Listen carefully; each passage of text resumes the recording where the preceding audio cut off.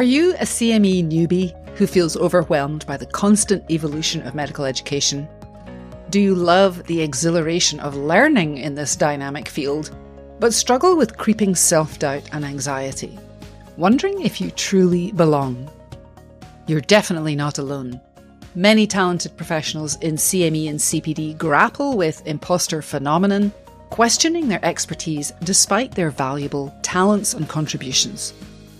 In this episode of Right Medicine, the go-to podcast that explores best practices in continuing medical education, Milini Mingo, a seasoned CME professional, shares her journey of navigating these common feelings.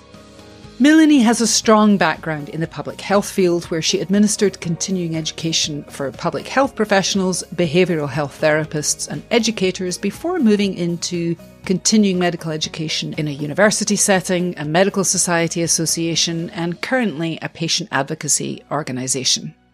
And she recently wrote articles for the Alliance Almanac that you might be familiar with on the 7 pillars that uphold and structure continuing education and on imposter phenomenon.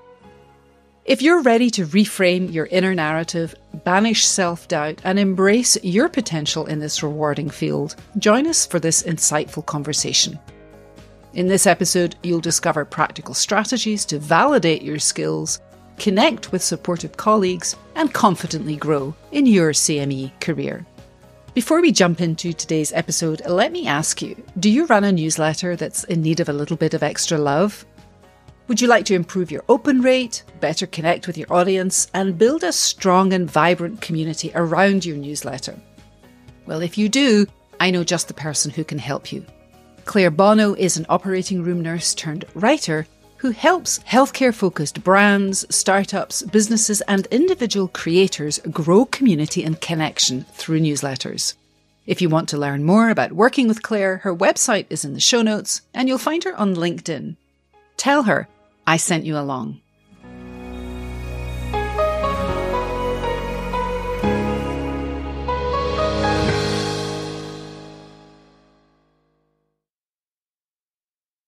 Welcome to Right Medicine. I'm here today with Milini Mingo, and we are here to talk about a couple of articles that she's written in the Alliance Almanac on fundamentals in continuing education and imposter syndrome. Welcome, Milini.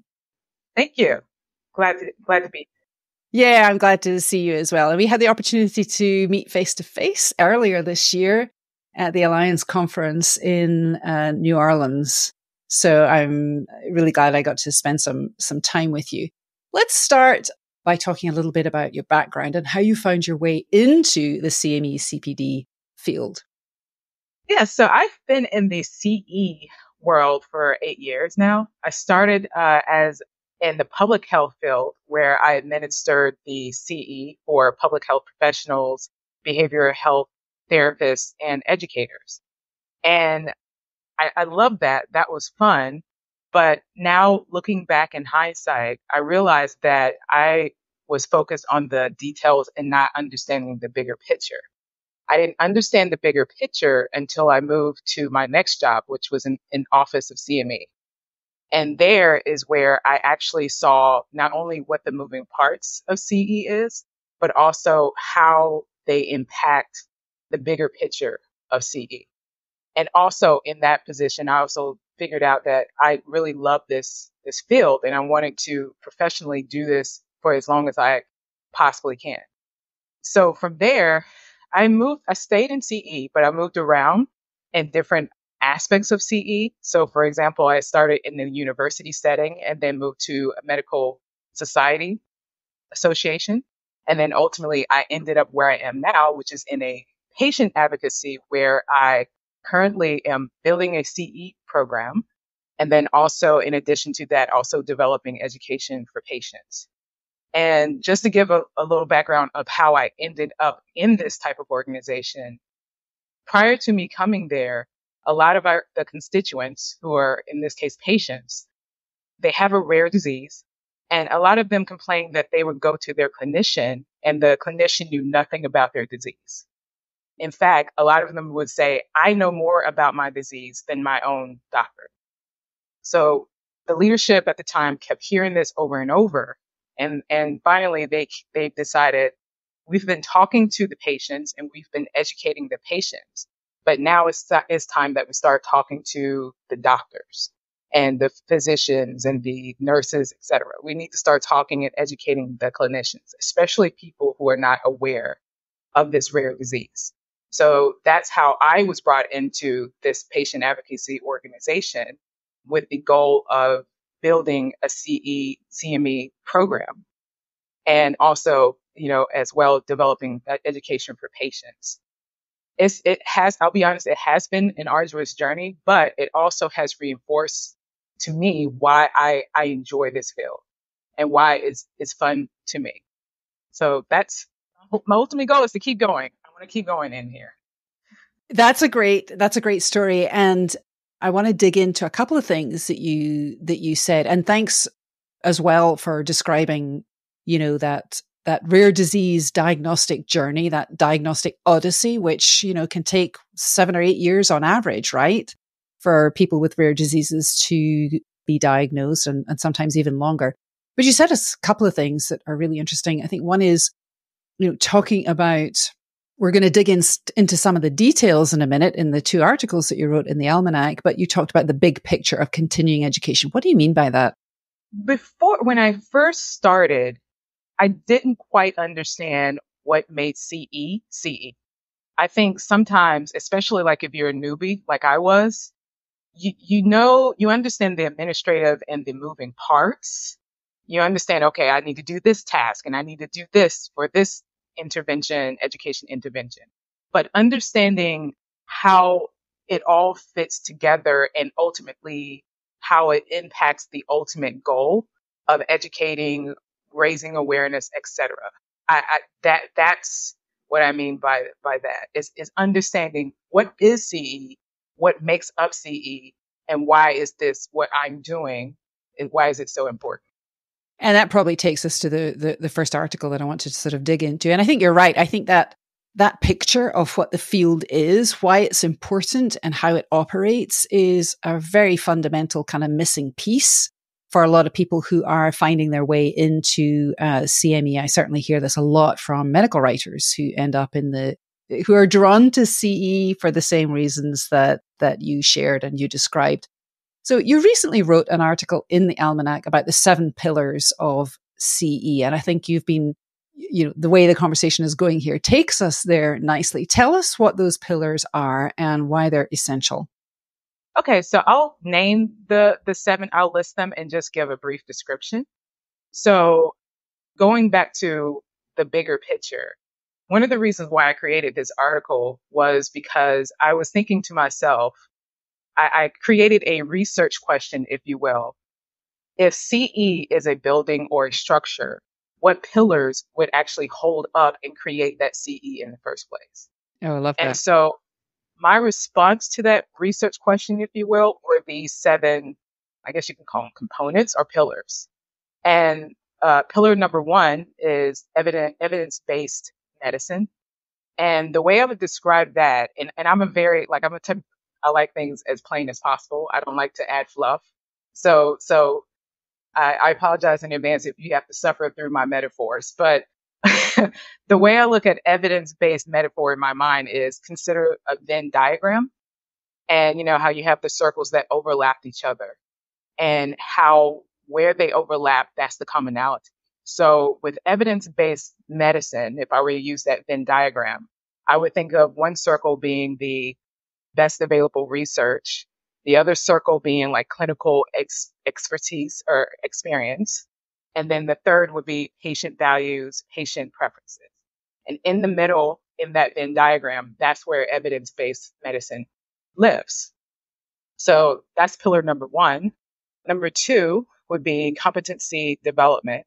And that's essentially just developing your knowledge, your skills, your abilities. Pillar number 3, patient-centered care. And that's essentially understanding that the patient should be considered a partner in their healthcare journey. Number 4, interprofessional collaboration, just understanding that healthcare is a team sport. And that collective expertise is what helps improve patient outcomes. The next is the learner's first mentality.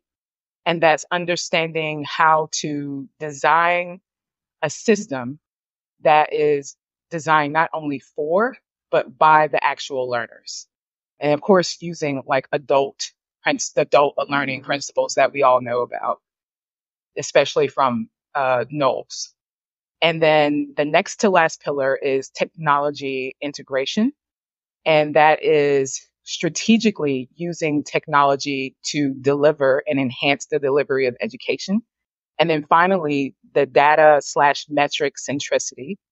And in this particular pillar, I made a point to say that needs assessment and outcomes evaluations, in my opinion, are two sides of a spectrum.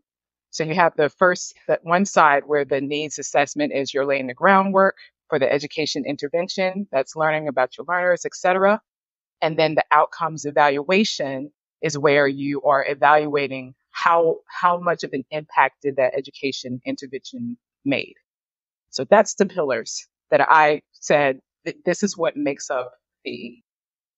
I love those pillars because they so clearly kind of, stack up all the essential components of, what goes into CME. And I've just actually finished writing a book that's with the publisher at the moment. It's in copy edit.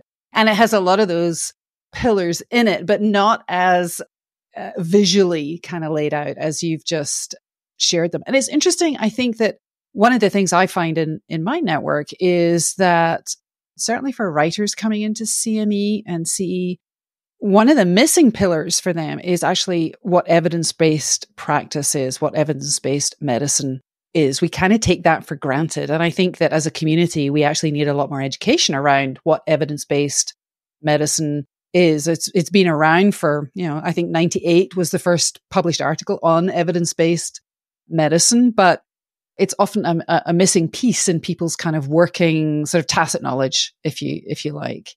And in 2023, you wrote what I thought was a very compelling piece on imposter syndrome for the Alliance Almanac. What was the impetus for that piece? Where did the research question come from? It was basically a two-parter. The first part was, like I said before, I love CE and I love the field.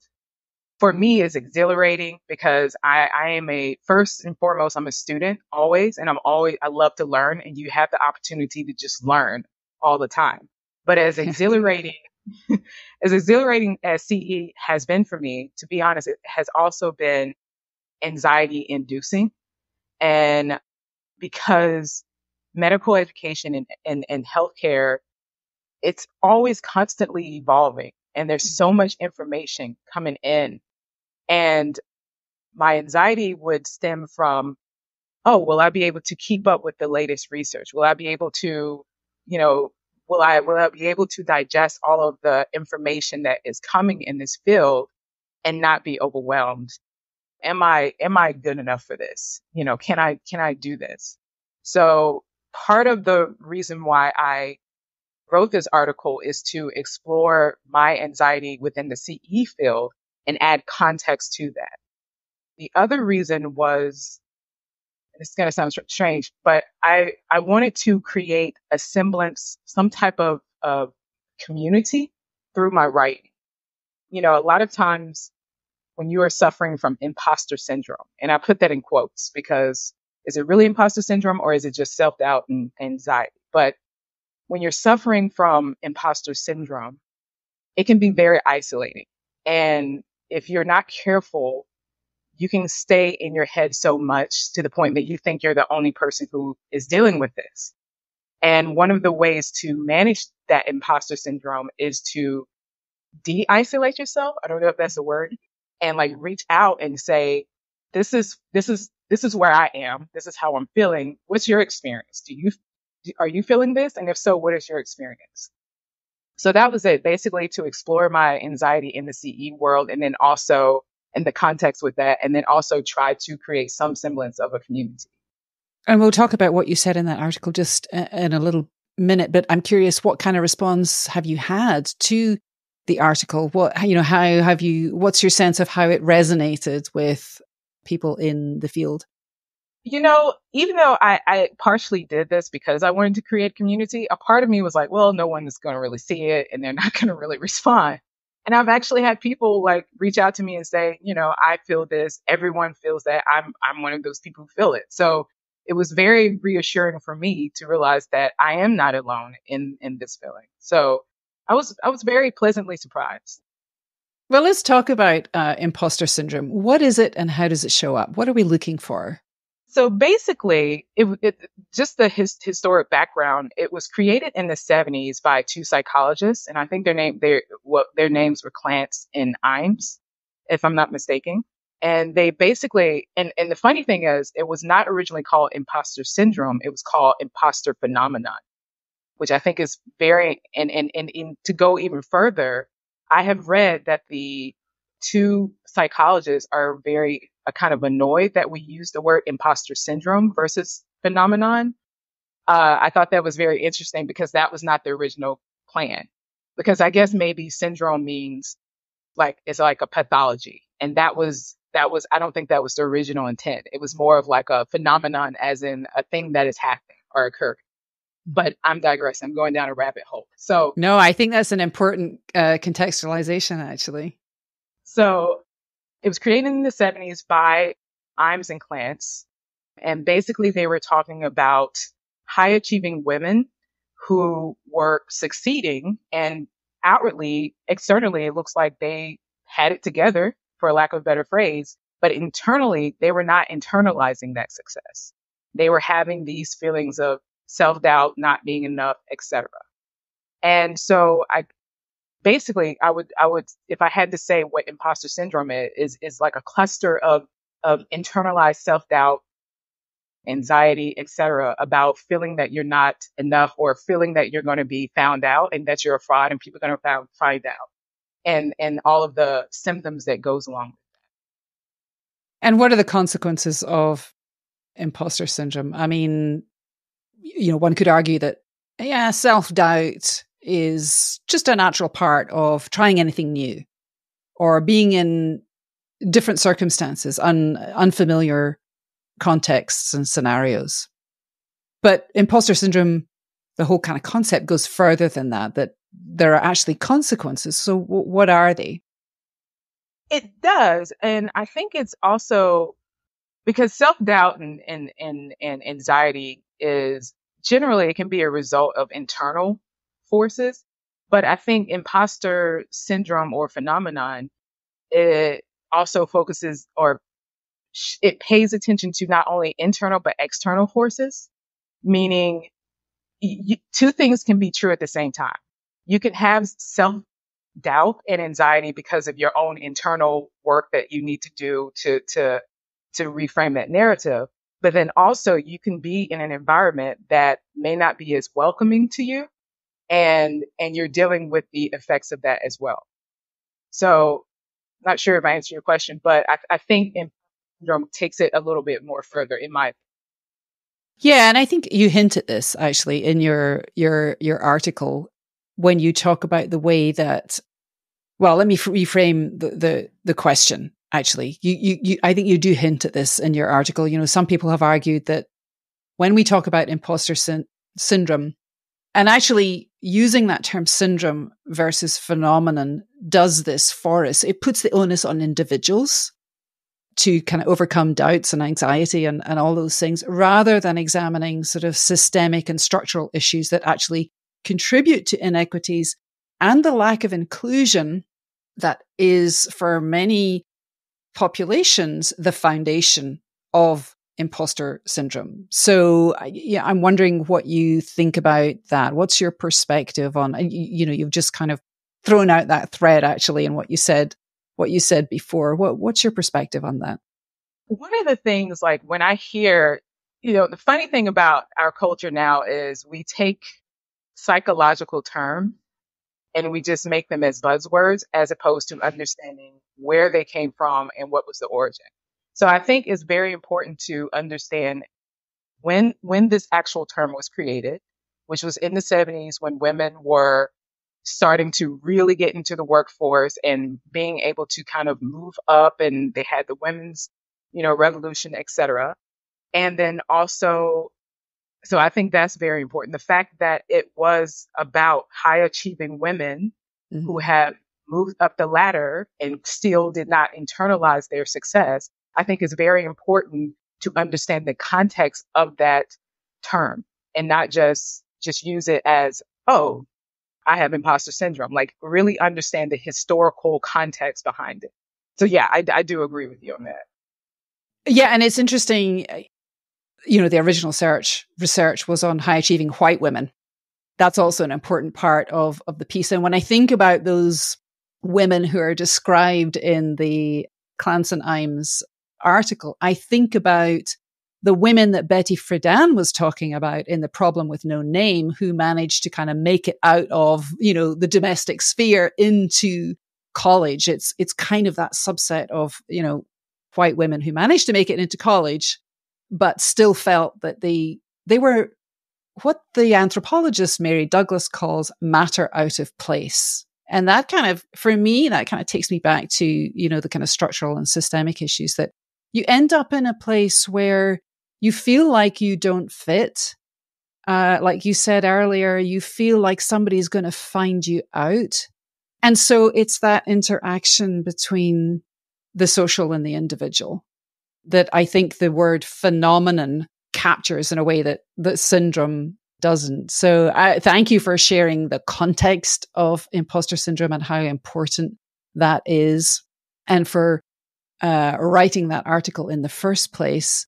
In our field, how do you see imposter syndrome kind of showing up and affecting people's work? And then we'll kind of seg into what can we do about it?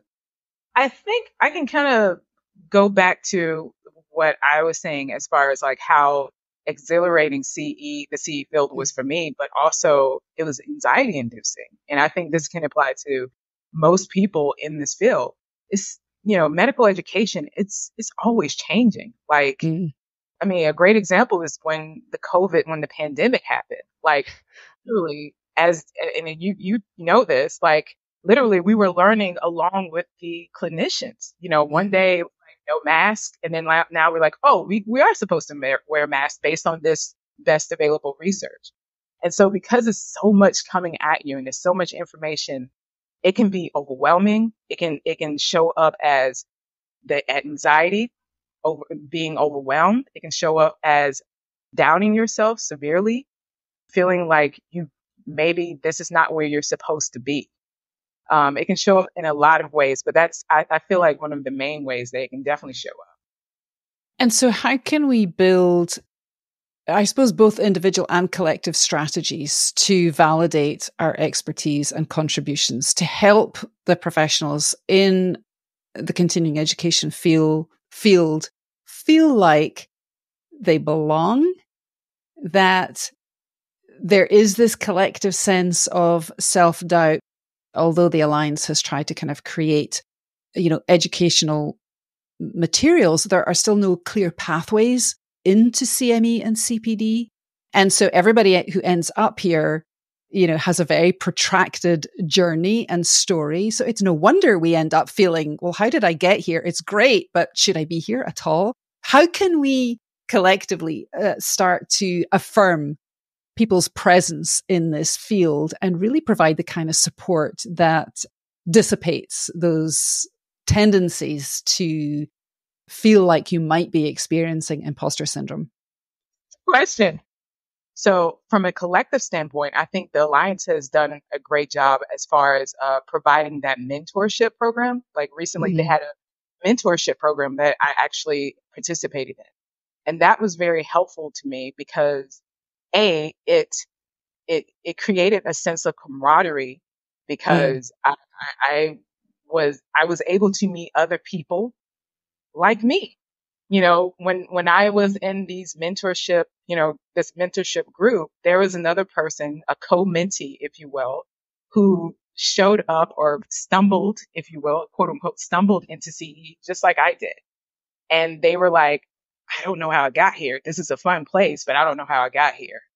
And having that mentor who kind of like, you know, was there to answer our questions, to support us, etc., on a bigger scale, that was helpful for me because I felt like I was no longer isolated. I felt like I was a part of something bigger and I could see it.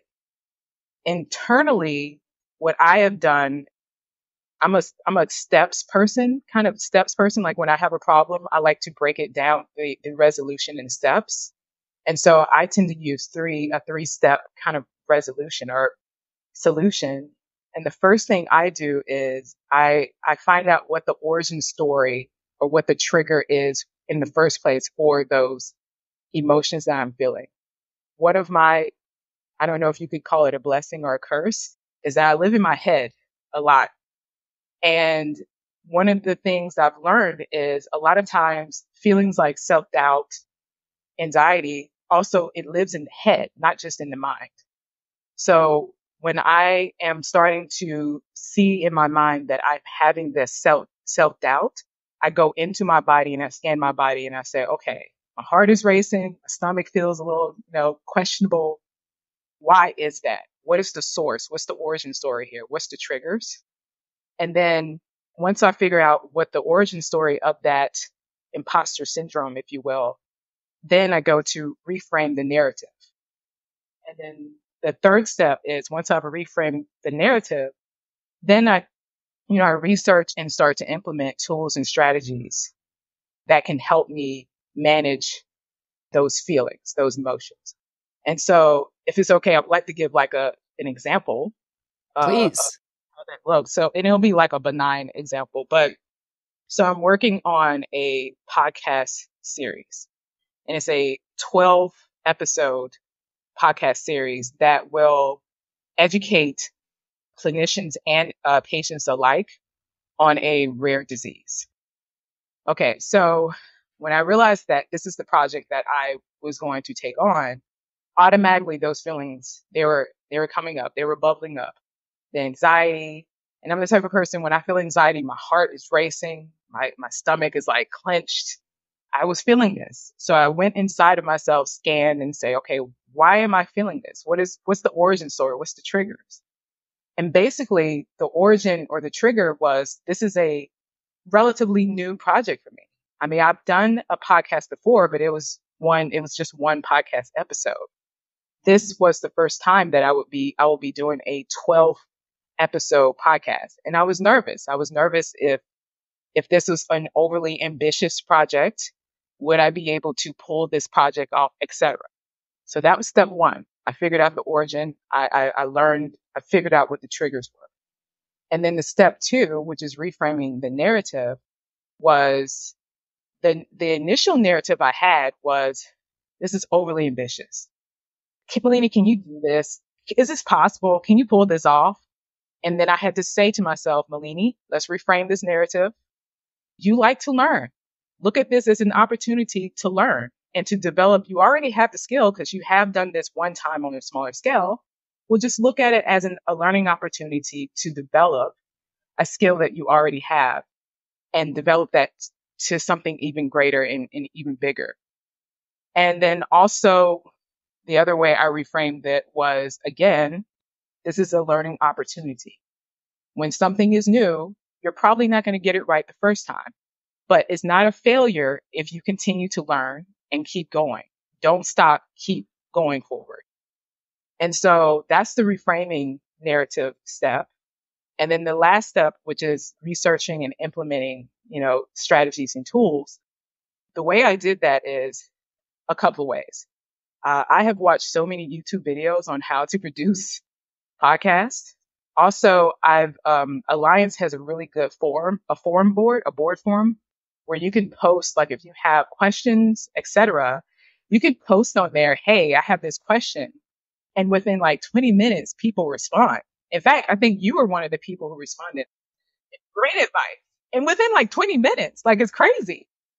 Everyone is so supportive. You just got to put yourself out there and not be afraid. People will catch you. Don't worry about falling. You'll be fine. So, from YouTube videos, from posting, reaching out to people, etc.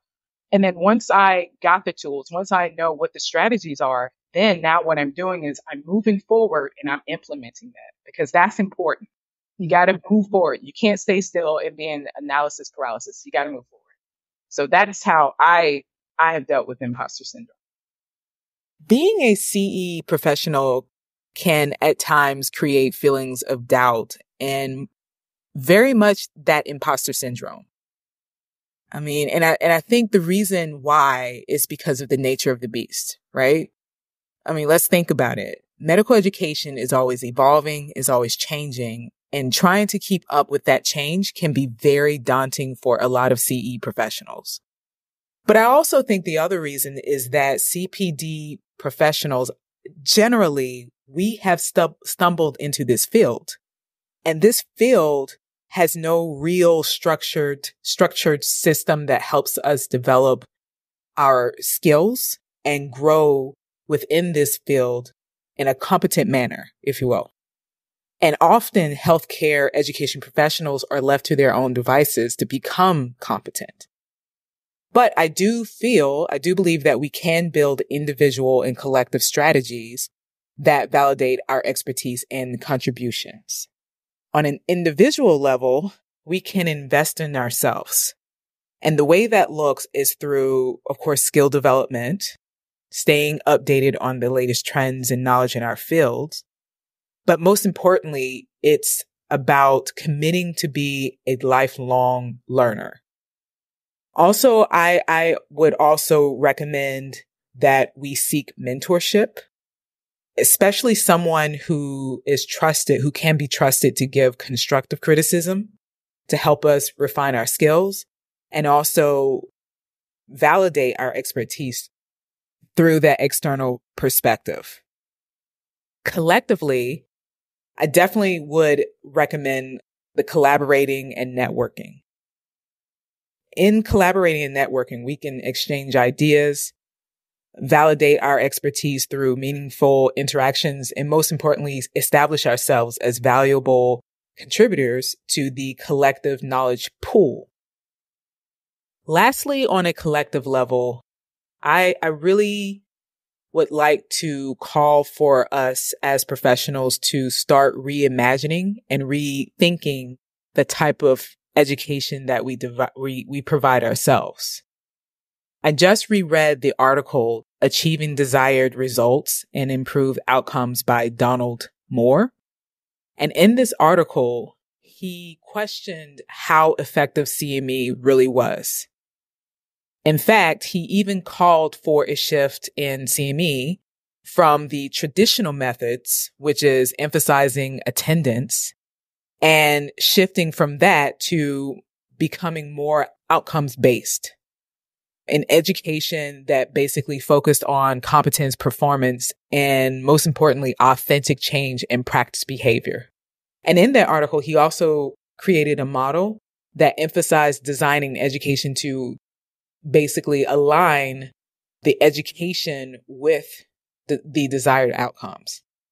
Now, even though that article was for physicians, as far as designing education for physicians, I think that we can take that article and apply it to ourselves as CE professionals. The education that we provide ourselves should be more oriented around actual improvement in our competence and performance. And as the CE field moves forward, it's important to build a system that develops what we ultimately want to create. And that is a diverse pipeline of competent and confident CE professionals. Milini Mingo, imposter syndrome warrior and encourager, thank you so much for sharing your wisdom and insights with listeners of Right Medicine. Thank you so much. I appreciate everything, Alex, that you do. So I just want to say that too. I appreciate everything you do. Thank you.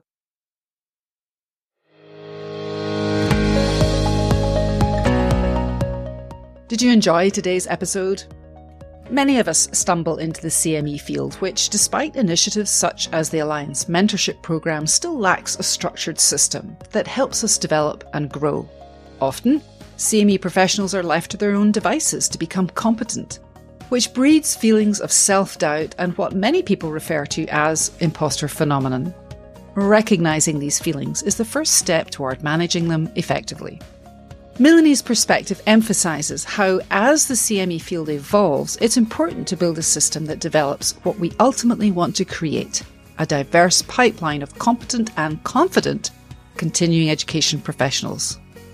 After we stopped recording, Milini shared a quote that asks, "Who will heal the healer?"